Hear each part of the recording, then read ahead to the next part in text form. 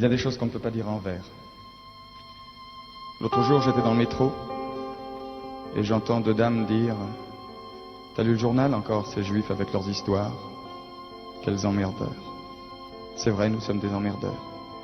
Ça fait des siècles qu'on emmerde le monde, c'est dans notre nature, que voulez-vous? Abraham avec son Dieu unique, Moïse avec ses tables de la loi, Jésus avec son autre joue toujours prête à la deuxième baffe, puis Freud, Marx, Einstein, tous ont été des jeûneurs, des révolutionnaires, des ennemis de l'ordre. Pourquoi? Parce que l'ordre, quel que fût le siècle, ne pouvait les satisfaire, puisque c'était un ordre dont ils étaient toujours exclus. Remettre en question, voir plus loin, changer le monde pour changer de destin, tel fut le destin de mes ancêtres. C'est pourquoi ils sont haïs par les défenseurs de tous les ordres établis. L'antisémite de droite reproche aux Juifs d'avoir fait la révolution bolchevique. C'est vrai. Il y en avait beaucoup, en 1917. L'antisémite de gauche reproche aux Juifs d'être les géants du capitalisme. C'est vrai. Il y a beaucoup de capitalistes juifs. La raison est simple. La culture, la religion, l'idée révolutionnaire d'un côté, les portefeuilles et les banques de l'autre, sont les seules valeurs transportables, les seules patries possibles pour ceux qui n'ont pas de patrie. Et maintenant, aujourd'hui qu'il en existe une, l'antisémitisme renaît de ses cendres, pardon, de nos cendres, et s'appelle antisionisme. Il s'applique aux individus, il s'applique à une nation. Israël est devenu un ghetto, Jérusalem c'est Varsovie.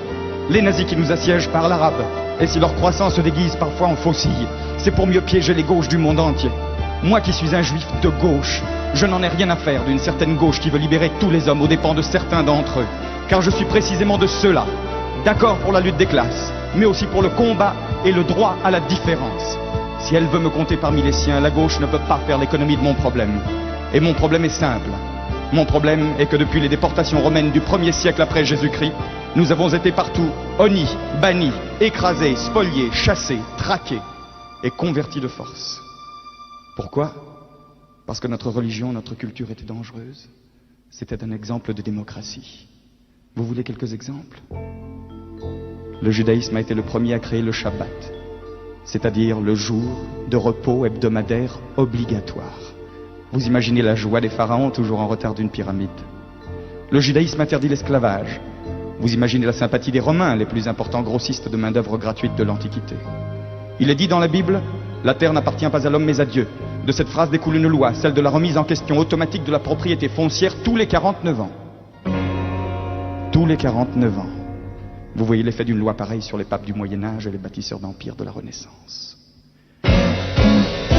Il ne fallait pas que les peuples sachent.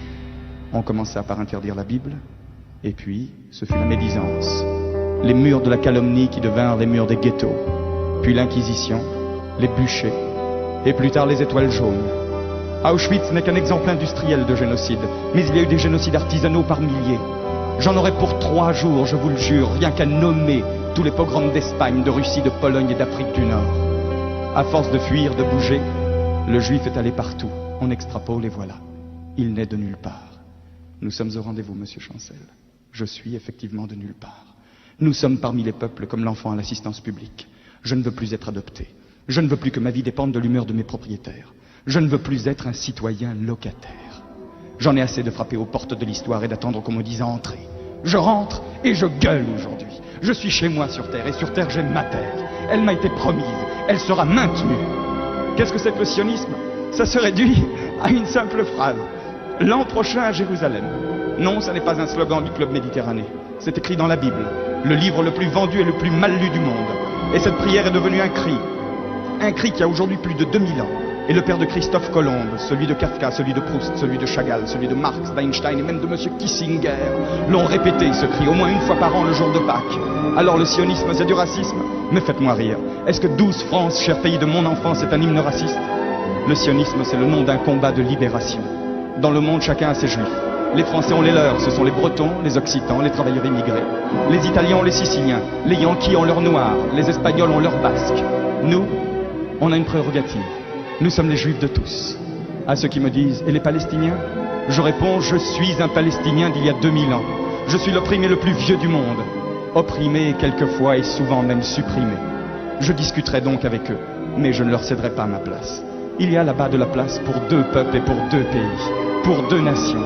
Les frontières seront à discuter ensemble, mais l'existence d'un pays ne peut en aucun cas exclure l'existence d'un autre. Et les options politiques d'un gouvernement n'ont jamais mis en cause l'existence d'une nation. Alors pourquoi Israël? Quand Israël sera hors de danger, je choisirai parmi les Juifs et mes voisins arabes ceux qui me sont frères par les idées. Aujourd'hui, je me dois d'être solidaire avec tous les miens, même ceux que je déteste, au nom d'un ennemi insurmontable, le racisme. Descartes avait tort. Je pense donc je suis. Ça ne veut rien dire. Nous, ça fait 5000 ans qu'on pense, et nous n'existons toujours pas. Je me défends, donc je suis.